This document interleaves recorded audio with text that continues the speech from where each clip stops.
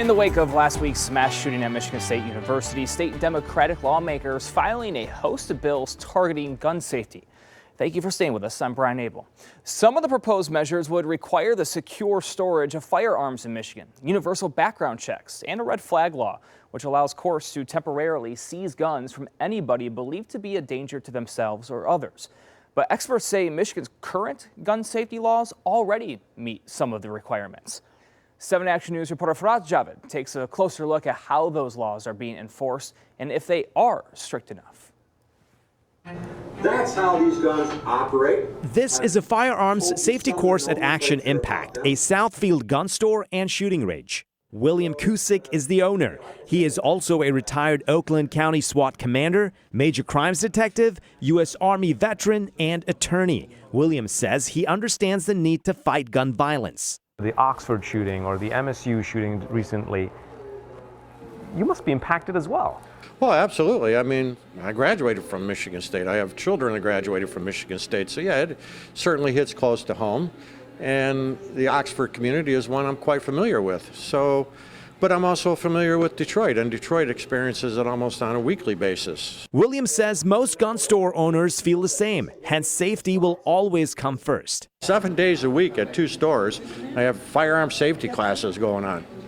And then after that, then we teach them the laws. These are the laws, and these are the things you have to follow if you decide to carry a gun in our communities. William tells me from background checks to handgun registration, responsible gun stores have many protocols to prevent firearms from getting into the wrong hands. If you can come up with a reasonable law that I think is designed and effective to save lives, I'm for it as much as anybody. Former Macomb County prosecutor and Judge Carl Maralinga tells me that compared to other states, Michigan is in the middle of the road when it comes to gun laws. There's no requirement to have a purchase permit for a long gun. There are internet sales that go unchecked. There are private sales that go unchecked. We need the uniformity because, look, everybody agrees that people who are felons, people who committed a dangerous misdemeanor, people who have been subject to mental health commitments, these are the folks who should not be possessing guns. A recent study by Everytown for Gun Safety shows that there is a direct correlation in states with weaker gun laws and higher rates of gun-related fatalities. For instance, California, New York, and Hawaii top the list with the strongest gun laws in the country, while clocking in the lowest gun deaths per 100,000 residents. Meanwhile, Michigan ranked 24th on the list, with the gun violence rate worse than average, possibly due to missing key laws. So the existing Michigan gun laws, which ones work?